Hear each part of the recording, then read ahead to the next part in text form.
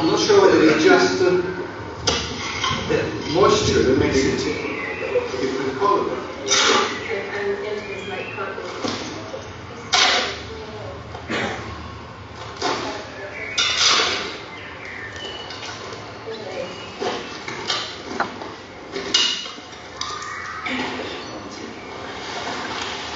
Some kind of program where he and all these other students teach them a lesson. Anytime they do something wrong, they get.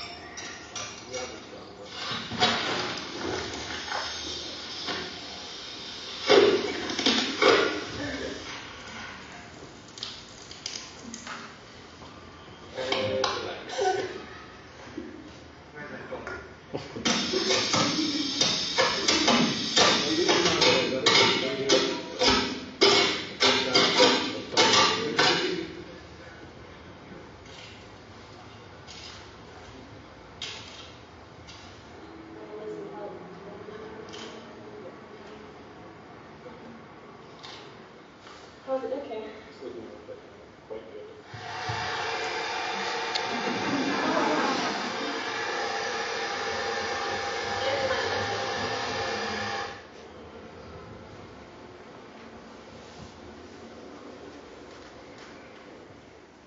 So that was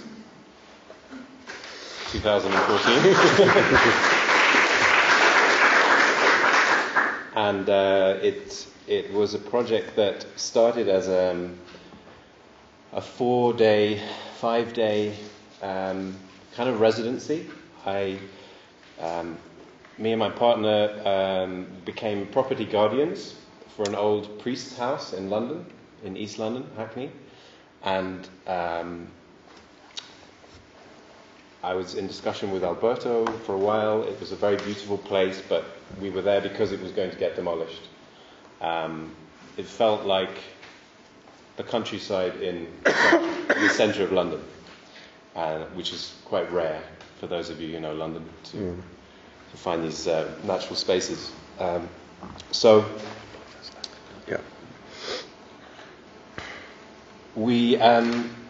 invited Mark and Sophie to kind of open up a conversation around land value, where land value is situated, perhaps beyond the monetary value. And we initially started out to kind of look at our own responses to this space. It's a very old piece of land, more than 500 years. It's been a garden for all that time, so never been built on. And we came together and really started to discuss what that meant for us, people who are living in London who maybe couldn't afford the city.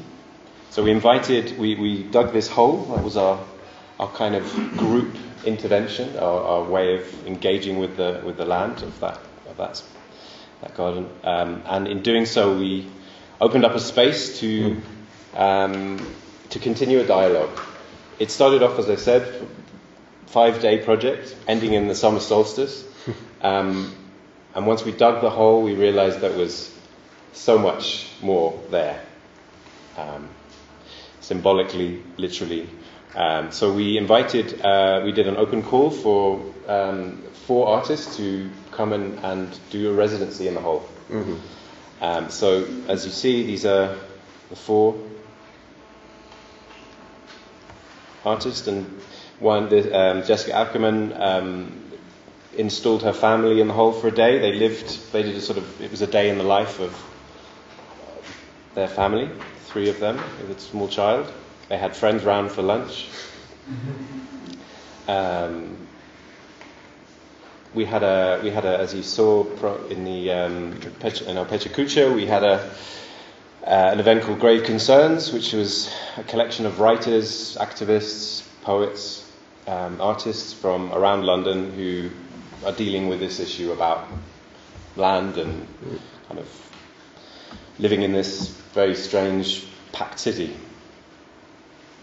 Towards the end of the project, so it went from a 5-day to a 3-month project. So there was an artist taking over every week, and at the end we decided we would fill the hole up, but have a kind of a weekend of ritual ceremony. So there was we painted the hole white, covered it, and turned it into a camera obscura. So the garden was projected inside inside the space. That's someone standing above the hole.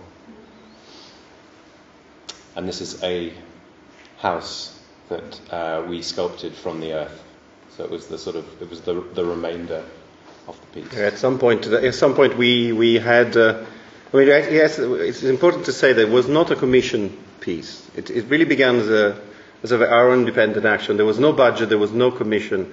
That left us with a huge amount of freedom and sort of unrestrained capacity to reorient everything we were doing at any given time. So we made decisions, then we changed them, then we made decisions, then we changed them, then we made decisions and changed them again, because that's what happens when you have a conversation that is not dictated by any particular outcome, but you try to creatively resolve it.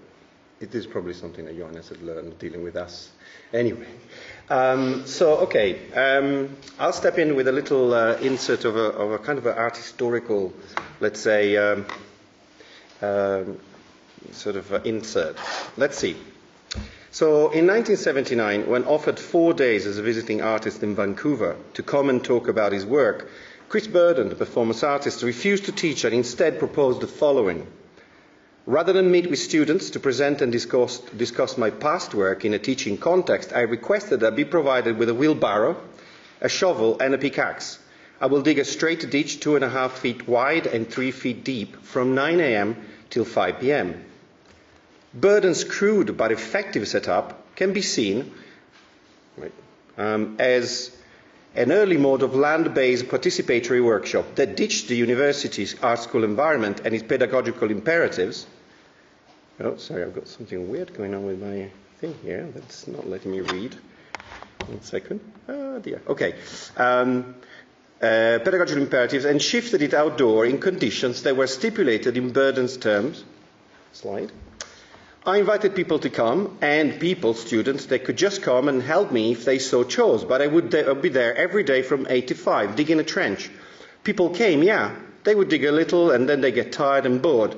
I didn't get tired because I had a mission, to dig every day from 8 to 5 o'clock. Burden's performance work has been historically understood as an exercise in the replacement of mental labour with manual labour, that counters both the logical conceptual art and the tasks of professional visiting artists. And as artists digging holes now, we see this work as an important precedent. Digging holes together, for us, open a space of meaningful and valuable... Damn, I've got an issue here with my screen. It's gone. I had to read the rest of the piece, and it's frozen into a very strange state where I can't move any further than where I am. Okay. Maybe. Okay, right. I'll retrace my steps. Burden's performance work has been historically understood as an exercise in the replacements of mental labour with manual labour that counters both the logical conceptual art and the task of professional visiting artists. And as artists digging holes now, we see this work as an important precedent. Digging holes together, for us, opens a space of meaningful and valuable relationship between the field of work and that of art, through the performance of labour as time-based activity and the staged uselessness of its material outcome, a hole which soon will be filled again. But a lot has changed in the world of work since 1979, in the passage from a Protestant work ethic to a postmodern get-rich-and-do-nothing aspiration modality, and Chris Burden leveraging of the idea of honest labour has altered in all its trajectory and reference point with the world of art, which has also changed a hell of a lot since 1979. Indeed, work has now become a performance of sorts in the labour market. Not only this is a time when numerous kinds of works and activities previously essential, not only artistic, are becoming useless and unnecessary. It's also a time when one's potential abilities must be constantly updated. One needs to constantly perform oneself in a way that allows one to become something other than one already is. Communication, creativity, and potentiality of subjectivity are at the very core of artistic work. But in the entrepreneurial model, work has become a performance of oneself, and the artistic mode of work, as understood by capital, has been used as a paradigm for the new subjectivity of the ideal worker in neoliberal times. To refer to honest labour in our days is to imply an exchange of roles between artist and worker and the boundaries between manual and intellectual labour, whilst the quality of honesty are now transferred to commodities rather than the labour necessary to produce them. The worker is constantly pushed to be more creative and innovative in order to distinguish oneself in an economy with less jobs available and saturated of unskilled, de-unionized, insecure workers. While the artist, on the other hand, is now a hyperactive worker, constantly engaged in production, presentation, distribution of a project, all the while living a nomadic life and networking amongst peers, but mostly with and within art institutions. So it's not surprised that the next project that would involve Chris Burden and excavation or digging would be an institutionally sanctioned excavation of the foundation of an institution, which will produce this kind of spectacles. And this is 1986. So we'll leave you with that to sort of think of it, because then we'll pick it up as we go through the rest of our presentation. Next. October 16th, 2014. Overcast skies, heavy rain, highs of 15 degrees. As I write this, I don't know exactly when my temporary home in the rectory and its surrounding garden will be redeveloped.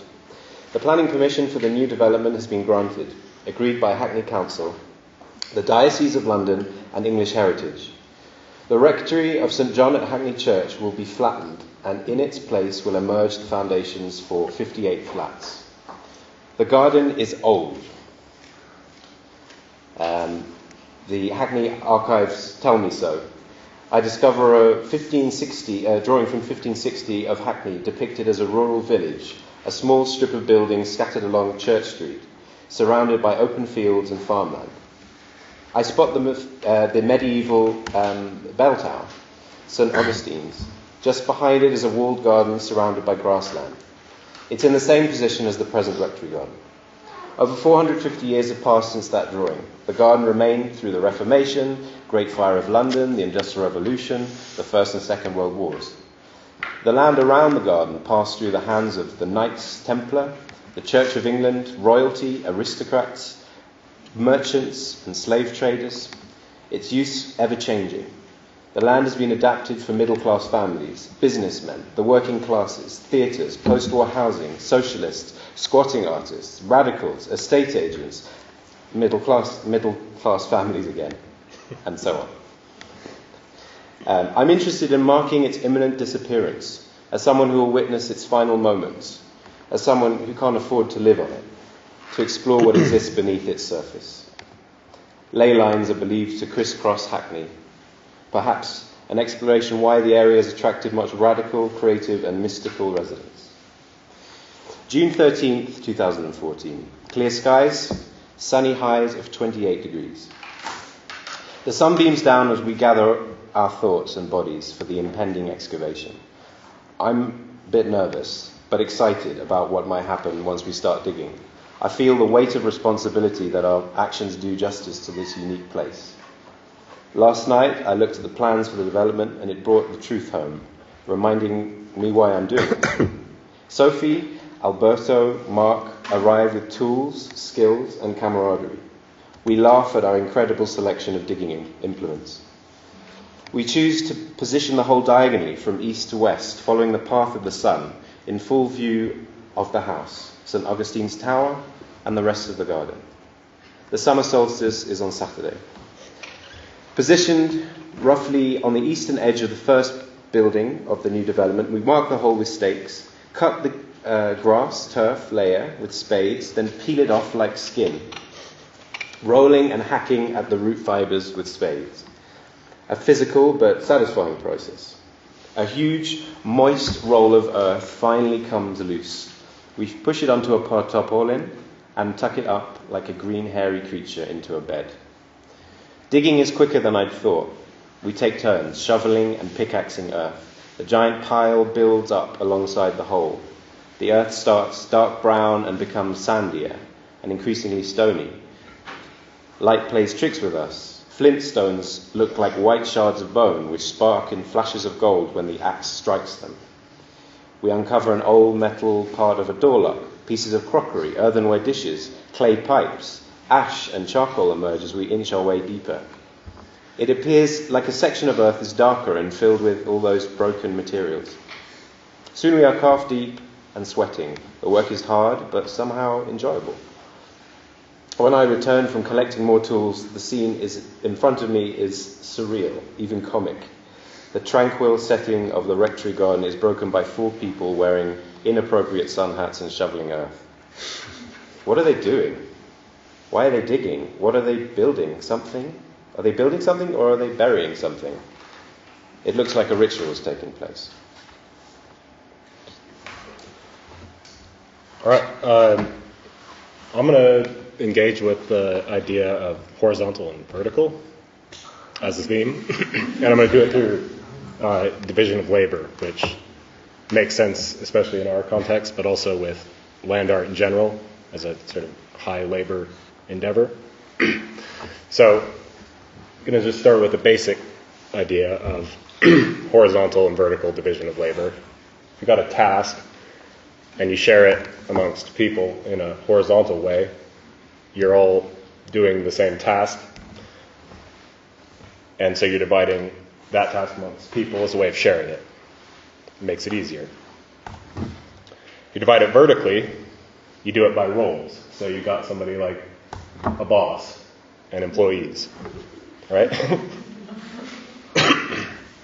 You can expand further by adding like a manager in between, and the employee's role gets like smaller and smaller and more menial. So you could maybe add some axes to this sort of diagram and some values. You might swap out vertical for happiness and horizontal for ease of work. They're both quite, applicable here. So I'm going to apply this sort of matrix to the task at hand. Bring back Chris Burden really briefly. It seems like horizontal and vertical systems applied sort of, they each have their benefits and they each have their sort of problems. Chris's project here is sort of naturally going to be a horizontal endeavor going across the land, and indeed it turns out that if people were going to help him, they would be doing the same task as him, essentially. It makes sense. We don't have to really divide it up too much. Maybe somebody carries the wheelbarrow, but you can basically just share the burden like this, literally. But everyone gets bored, and Chris is at it alone. And that's the problem, essentially, with horizontal division of labor. So apply this to our task right now, which is digging a hole. And you can start out horizontally, and it's quite fun. It's great. It's really easy. But pretty soon, what's that? That's yeah, us. when we were young. That was in London. What? It's funny. Well, it's not fun. But as you get further down, it gets harder, and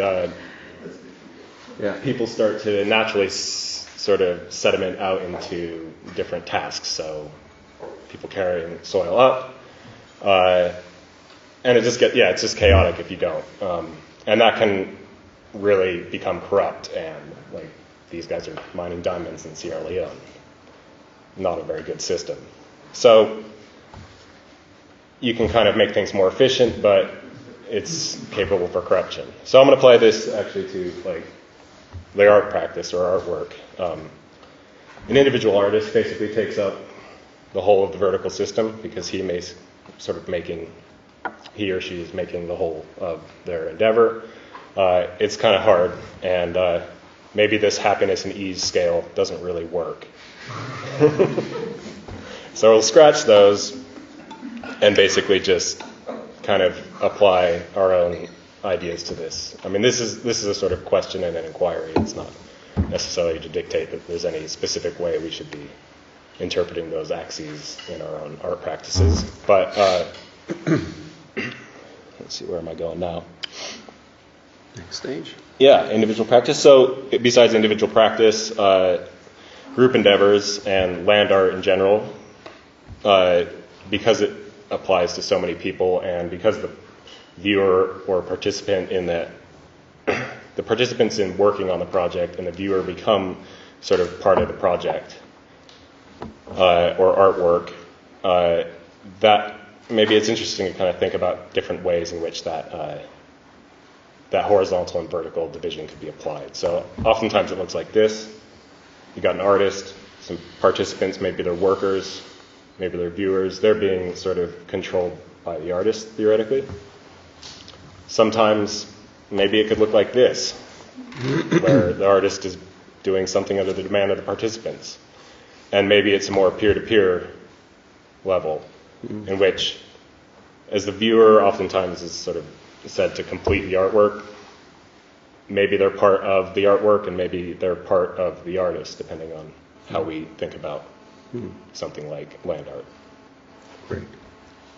So that was Mark's stint into revisiting the theory of labor division, which probably is always good never to forget, really. So we're calling up Othmar, who's been a lot more than a partner, participants, and yesterday the term fixer came about. Well, I don't like it very much, but in a sense, certainly Othmar fixed a hell of a lot of stuff for us, and so he seems to be making a lot of sense also because we're digging in his own backyard, really. That Othmar tells us what is the future of the property that we're digging in. So we'll leave this to Othmar for a bit. Okay, well, I'm not an artist. I'm a nurse and a peace worker, but the Dig Collective is digging on the property of the Tenna Hospice Association. And this year, the building is empty, the lot is vacant, and we are planning reconstruction of on that site to create space. And that's something that really connects us, because they're creating space right now with the installation. The Tenna Hospice Association will also create space. It's a different purpose. We have a very clear intention, what we want. It's also exploratory, but it is a shared living space for the very last journey in life. That's based in a particular location, rooted in a particular culture, and so it is multidimensional. So the topic of the whole Art Safiental is the horizontal vertical. We have two dimensions, and so I brought in this slide, which is out of our planning process. We're planning a building around 5 dimensions. So we identified various dimensions based on the spiritual needs of people, on the existential needs of the dying, on the practical needs of the care team, on the essential needs of privacy, autonomy, and so on. So, as you can see, this is already a spatial concept of the future house. So we have, for instance, öffentlich, public, to private, from the bottom to the top. Then we have weltverbunden, connected to the world, and closer to heaven as one dimension. I mean, we're talking about people that are journeying from the world into the next. So we have autonomous, selbstständig, over to supported, but at the same time also gesellig, so among the people, that's okay, to much more reflective or contemplative, quieter. And we have, what else? So we have all these dimensions, and our task was over the last year to create a building around these 5 dimensions. So we can get the next slide. So this is the sort of first draft of how those 5 dimensions will come together.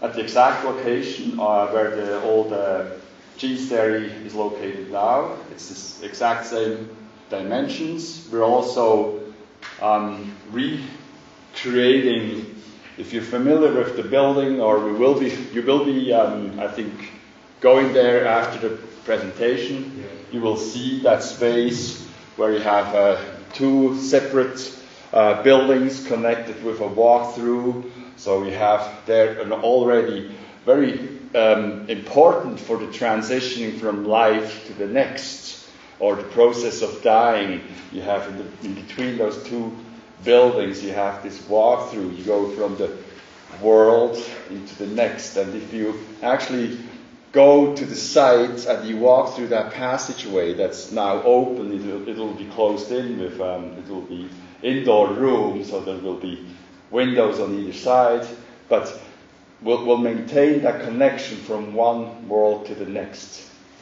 And you can actually experience that if you go there afterwards. You come from the street level, you go through the building, and just pay attention to what happens to you, to your view, if you exit on the other side, and you're looking at that majestic mountain world. You're coming from the world and you're going into the next one. So we try to incorporate that really into the design of the new building. So our task is to fundraise about 2.5 million Swiss francs to make it possible. We're planning to start next year with construction and operation in 2020. And in our backyard there will be the hole and the refilled hole and the legacy of the Hole in the Alps project. And as the last slide here. Okay. Next one. There. That's just the closing slide. That's how it looks here in winter time, for those who are curious. Yes. Thank you. Thank you. That's great.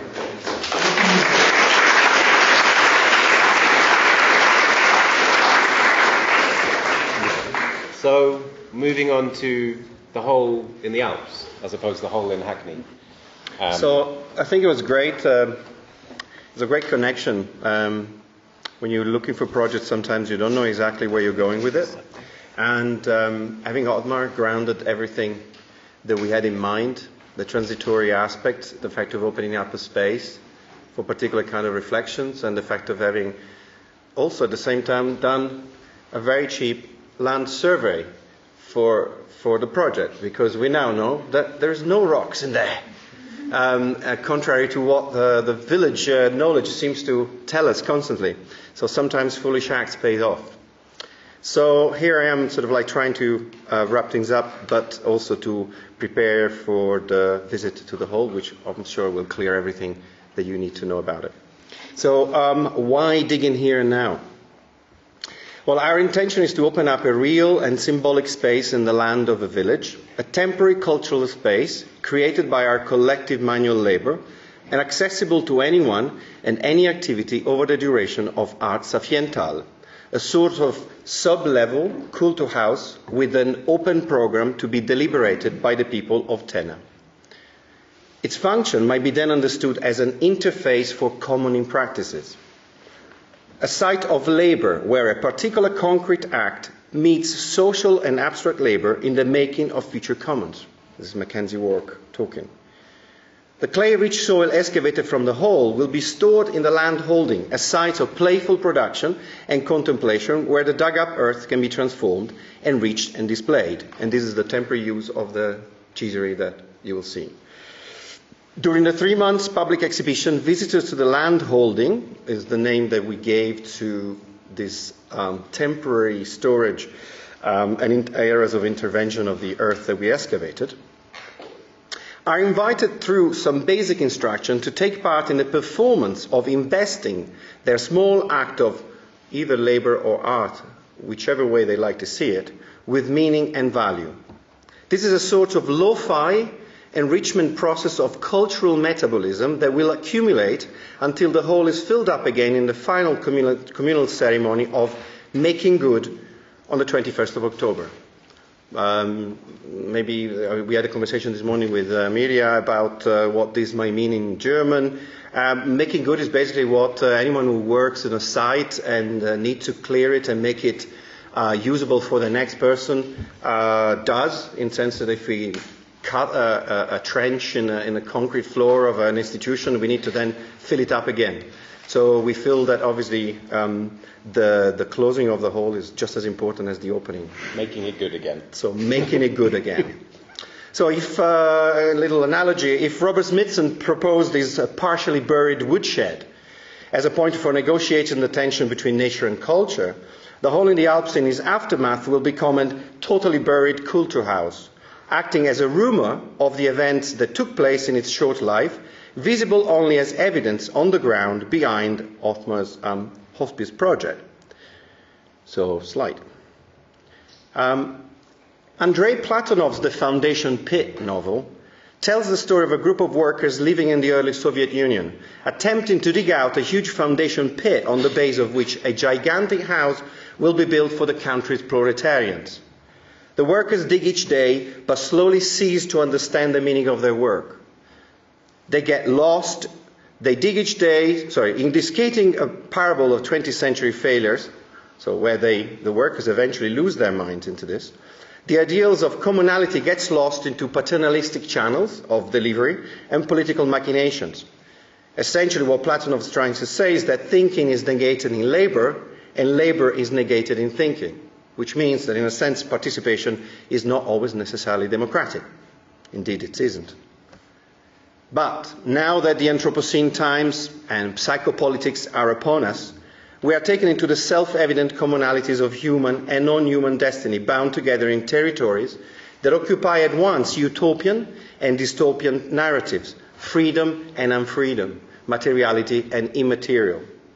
Our collective, manual, creative and intellectual endeavour so may pass once more through material labour and immaterial cultural production with different outcomes, hopefully. So now we just show some of the images of what is happening. And this is the end statements, really. A hole in the Alps wants to engage its visitors in bodily, experiential ways of commoning from below, exploring participatory land art as a potential catalyst for stimulating discussion and experiences centered on our relationship with land, labour, communality, memory and time. The enmeshed, interfaced future commons of the Anthropocene will need all viewpoints at once, a dirty theory encyclopedia of actions from the mountains to the seas. Or, in other ways, if we're looking for the roles of art in all these potential future commons, I go back to Robert Fillou, one of the great Fluxus artists, who said, art is what makes life more interesting than art. So we'll close with that.